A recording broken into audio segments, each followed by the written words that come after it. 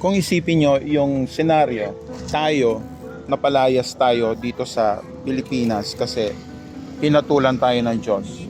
Pero nangako ang Diyos sa atin, babalik niya tayo dito. And after 70 years, tapat pa rin ang Diyos, tinupad niya yung sinabi niya. Para sa atin, marahil walang relevance yun. Kasi wala tayong identity na katulad ng Israel na yung kanilang identity ay kabit sa kanilang religion, sa kanilang Diyos.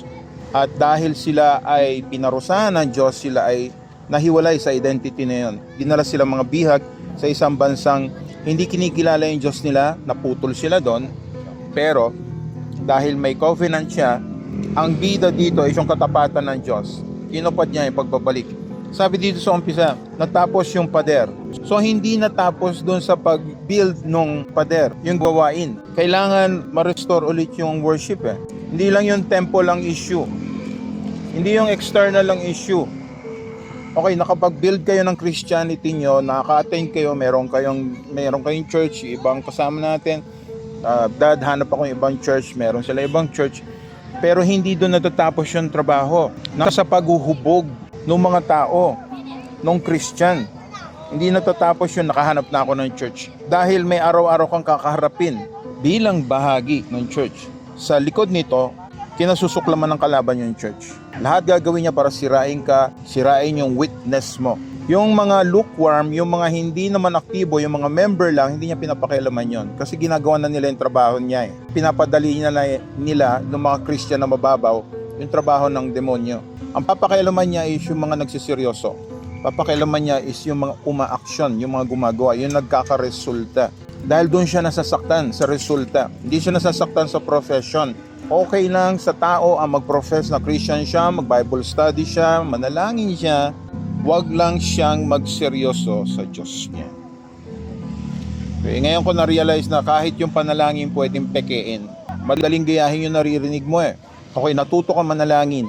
Dahil ba may narinig ka o dahil tinuruan ka ng Espiritu ng Diyos na manalangin? Okay ba yun? Nakita natin dito, napaka-integral, crucial, na yung mga lideratong ilalagay is yung mga may takot sa Diyos. Sila yung mas ahead sa lakad, mature. Kaya nga sabi ni Paul, lay hands suddenly on no man.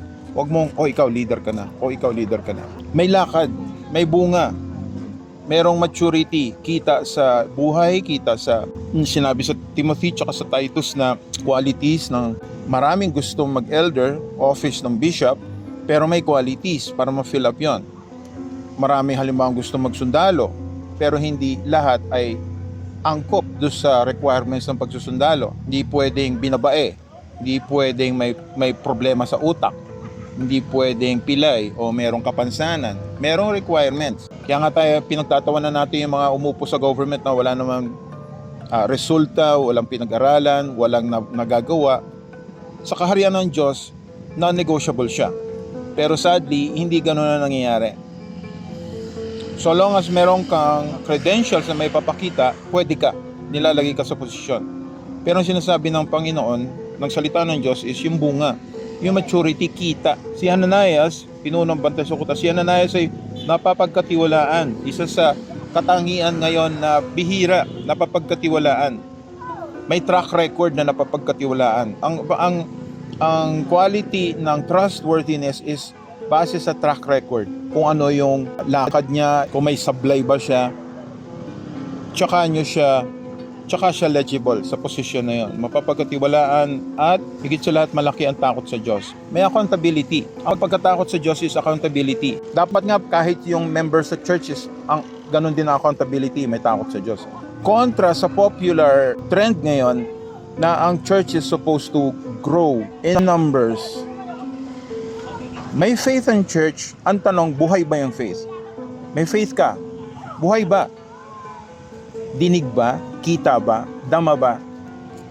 Affected ba yung nasa paligid mo? Or yung faith mo is, hindi alam ng tao na Christian ka pala. Okay? Hindi tayo answerable sa isa't isa. Kasi ang trabaho ko lang is magpaalala. Ang pananagutan nyo is sa Diyos. Dahil siya, may kakayanan siyang lagutin yung Christian na nagpapanggap. Ako, wala. Kaya ko lang is paalala. Mas worse kung wala nagpapaalala.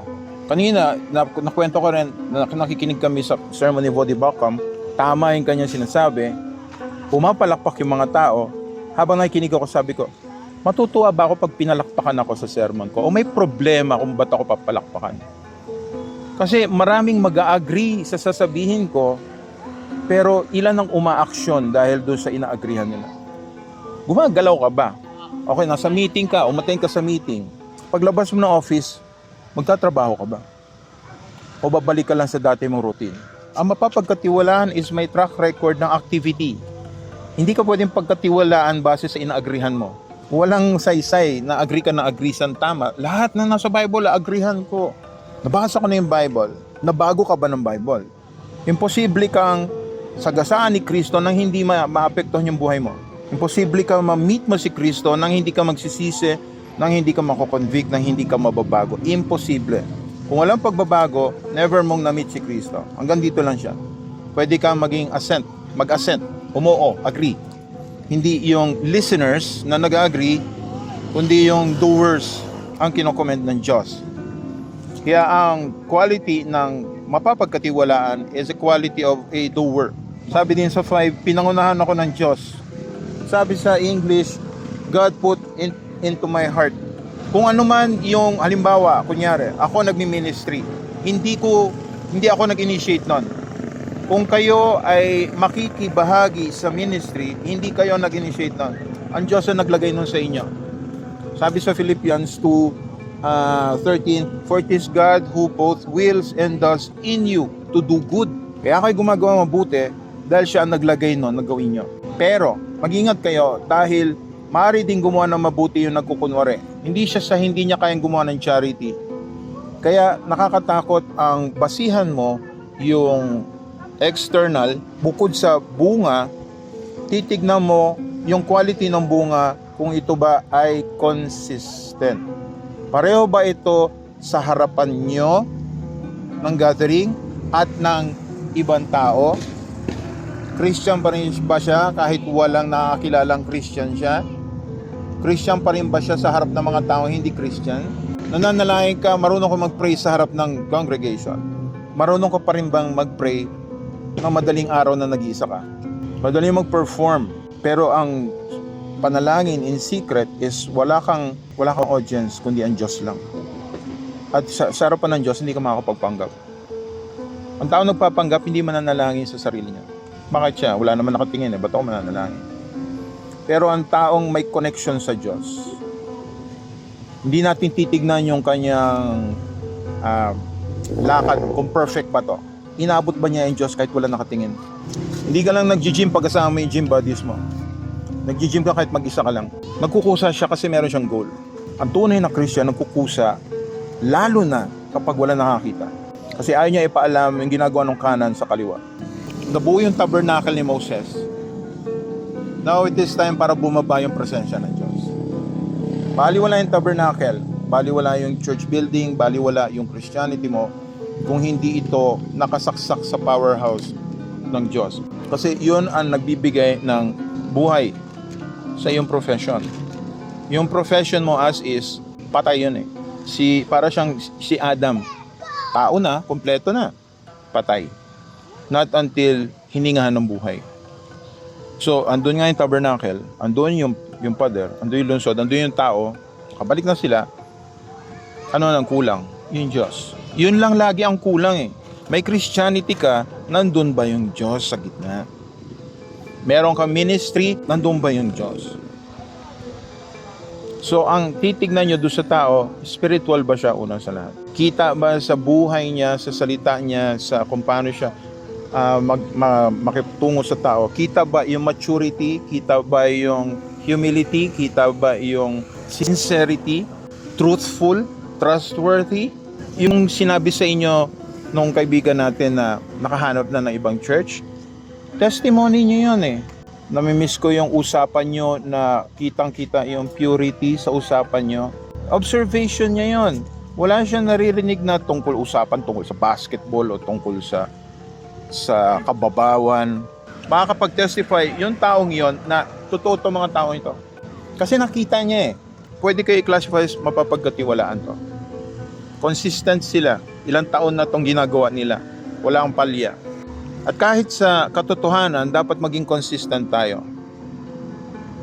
Kailangan ang unang-una nyong kinakampihan ay yung karangalan ng Diyos. Yun ang una-una nyong poprotect. Huwag nyong proteksyonan kahit sino. Kahit ako. So long as ako ay consistent sa sinasabi ng Diyos at ang habol ko is yung karangalan ng Diyos na ikita nyo sa aking buhay, sa aking pananalita, sa aking ginagawa, sa aking hinahabol, sa aking ninanasa, pinapursue sa buhay na ito, then maaari nyo akong i-model. Hindi ibig sabihin nun, nagkakasala naman yung tatay dyan, hindi ka na pwede i-model. Wala na tayong pwede i-model sa mundong ito. Kahit kayo, hindi kayo pwedeng model.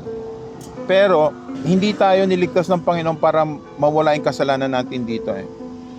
Niligtas tayo ng Panginoon para ibigay yung righteousness niya dahil yun yung wala tayo. Tinatanggap tayo ng Panginoon Diyos not on the basis na wala kang kasalanan, tinatanggap ka niya sa basis sa righteousness ni Kristo. Kung ano yung kay Kristo binigay sa'yo. At dahil doon, tanggap ka. Kahit makasalanan ka.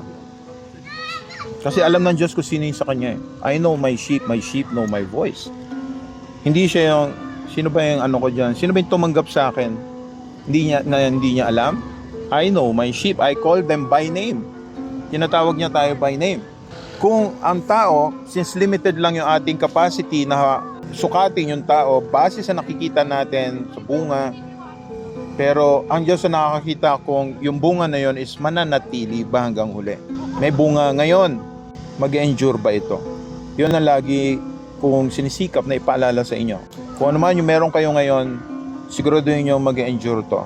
Dahil ang sure sign na hindi kayo kay Kristo, isa kalagitnaan o kahit sa last leg ng buhay nyo, bibitaw kayo. Only to show never kayo kay Kristo. Kasi ang tunay na bunga ng tunay na kay Kristo is matatapos to. Bakit? Kasi ang Diyos na nagsimula eh. God is both the author and finisher of our faith.